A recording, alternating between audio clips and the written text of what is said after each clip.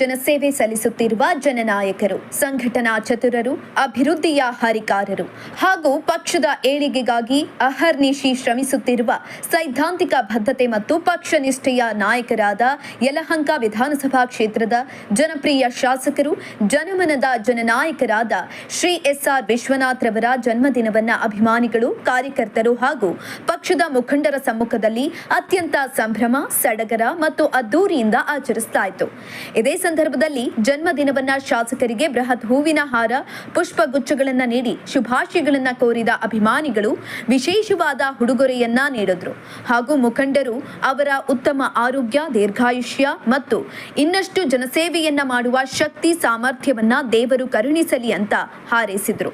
ಕಾರ್ಯಕ್ರಮದಲ್ಲಿ ಅಪಾರ ಸಂಖ್ಯೆಯಲ್ಲಿ ಕಾರ್ಯಕರ್ತರು, ಸಾರ್ವಜನಿಕರು ಹಾಗೂ ಗಣ್ಯರು ಭಾಗವಹಿಸಿ ಜನ್ಮದಿನದ ಸಂಭ್ರಮಕ್ಕೆ ಇನ್ನಷ್ಟು ಮೆರುಗು ತಂದರು. ಇದೇ ಸಂದರ್ಭದಲ್ಲಿ ಆರೋಗ್ಯ ತಪಾಸಣೆ ಶಿಬಿರ ಹಾಗೂ ರಕ್ತದಾನ ಶಿಬಿರಗಳನ್ನು ಕೂಡ ಏರ್ಪಡಿಸಲಾಗಿತ್ತು. ಶಾಸಕರ ಜನ್ಮದಿನ ಎಸ್.ಆರ್. ವಿಶ್ವನಾಥರ ಜನ್ಮದಿನದ ಪ್ರಯುಕ್ತ ಇವತ್ತು ರಕ್ತದಾನ ಶಿಬಿರ ಸೇವೆಯಾಗಿ ಇಲ್ಲಿ ನಡೀತಾ ಇದೆ.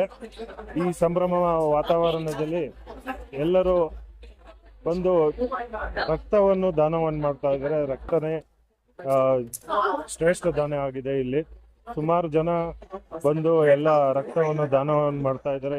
ನೋಡ್ಬೋದು ನೀವು ಇಲ್ಲಿ ಯುವ ಮೋರ್ಚಾ, SC ಮೋರ್ಚಾ ಹಾಗೂ ವಿಶ್ವವಾಣಿ ಫೌಂಡೇಶನ್ ವತಿಯಿಂದ ರಕ್ತದಾನವನ್ನು ಲಯನ್ಸ್ ಕ್ಲಬ್ ಹಾಗೂ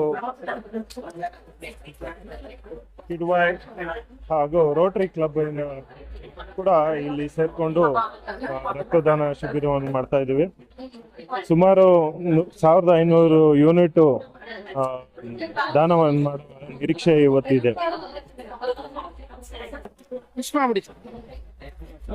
ಇದೇ ಸಂದರ್ಭದಲ್ಲಿ ನಾವು ಇಲ್ಲಿ ಸೋಷಿಯಲ್ ಮೀಡಿಯಾ ಸಂಚಾಲಕರಾಗಿದ್ದೀವಿ. ಇವರು ನಗರ ಮಂಡಲ ಸಹ ಸಂಚಾಲಕರಾಗಿದ್ದಾರೆ. ಈ ಸಂದರ್ಭದಲ್ಲಿ ನಾವು ಶಾಸಕರಿಗೆ ಜನ್ಮದಿನವನ್ನು ಕೋರುತ್ತೇವೆ, ಶುಭಾಶಯಗಳನ್ನು ಕೋರುತ್ತೇವೆ.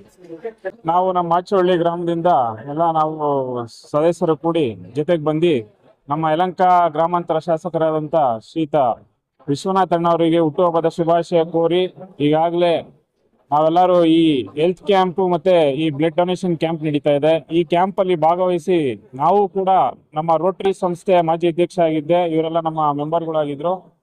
ಈಗ ಬ್ಲಡ್ ಕೊಟ್ಟು ಸುಮಾರು 1000 ಜನದ ಮೇಲೆ ಆಲ್ರೆಡಿ ಬ್ಲಡ್ ಕೊಟ್ಟಿದ್ದಾರೆ. ಇನ್ನೂ ಹೆಚ್ಚಿನ ಜನ ಬರ್ತಾ ಇದ್ದಾರೆ. ಅದೇ ರೀತಿ ಜನ ಬಂದು ಅತಿ ಹೆಚ್ಚು ರಕ್ತದಾನ ಮಾಡಲಿ, ಎಲ್ಲರಿಗೂ ಇನ್ನೊಬ್ರಿಗೆ ಉಪಯೋಗ ಆಗಲಿ ಅಂತ ಕೇಳ್ಕೊಂತೀನಿ. ನಮ್ಮ ಶಾಸಕರು ಯಾವಾಗಲೂ ಅಭಿವೃದ್ಧಿ ಕಡೆನೇ ಇರ್ತಾರೆ. ಆ ಅಭಿವೃದ್ಧಿ ಕಡೆ ಇದು ಒಂದು ಸಮಾಜಮುಖಿ ಕೆಲಸ. ಅವ್ರ ಬರ್ತಡೇ ಅನ್ನೋದು ಬರೀ ಒಂದು ನೆಪ ಅಷ್ಟೇ. ಆ ನೆಪ ಬಿಟ್ರೆ ಬೇರೆ ಎಲ್ಲ ಸಮಾಜಮುಖಿಯ ಕಾರ್ಯನೇ ಮಾಡ್ತಾ ಇರೋದವರು. ಈ ರೀತಿಯಾಗಿ ಮಾಡ್ತಾ ಇರೋದಕ್ಕೆ ಅವ್ರಿಗೆ ಶುಭ ಕೋರಿ ಮತ್ತೊಮ್ಮೆ ಹಾರೈಸ್ತೀನಿ. ಒಳ್ಳೇದಾಗ್ಲಿ. ಸರ್, ವರ್ಷದಿಂದ ವರ್ಷಕ್ಕೆ ಜನಗಳ ಸಂಖ್ಯೆ ಜಾಸ್ತಿ ಆಗ್ತಾ ಇದೆ.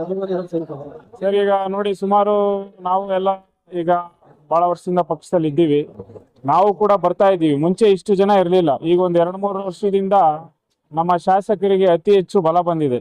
ಎಲ್ಲಾ ಕಾರ್ಯಕರ್ತರು ಕೂಡ ಬಿಜೆಪಿ ಪರವಾಗಿದ್ದಾರೆ. ಅದರಲ್ಲೂ ಅತಿ ಹೆಚ್ಚಾಗಿ ನಮ್ಮ ಶಾಸಕರು ವಿಶ್ವನಾಥ್ ಅವರ ಏನ್ ಮಾತು ಹೇಳ್ತಾರೆ ಅದನ್ನ ಕೇಳ್ಕೊಂಡು ನಾವೆಲ್ಲ ಬಂದಿದ್ದೀವಿ. ಯಾಕೆ ಈ ರೀತಿ ಅಂದ್ರೆ ಅವರು ಜನರ ಜೊತೆ ಇದ್ದಾರೆ. ಅವರ ಅಭಿವೃದ್ಧಿ ಕೆಲಸಗಳು ಪ್ರತಿ ನಮ್ಮ ದಾಸಿನಪುರ ಹೋಬಳಿ ನೆಲೆಗುದ್ದಿಗೆ ಬಿದ್ದಿತ್ತು. ಇವತ್ತು ಆ ದಾಸಿನಪುರ ಹೋಬಳಿನ ಮೇಲ್ ಕೆತ್ಕೊಂಡ್ ಬಂದವರು ನಮ್ಮ ವಿಶ್ವನಾಥ್ ಅವರೊಬ್ರೆ, ಇನ್ಯಾರು ಇದಕ್ಕೆ ಸ್ಫೂರ್ತಿ ಆಗ್ಲಿಲ್ಲ.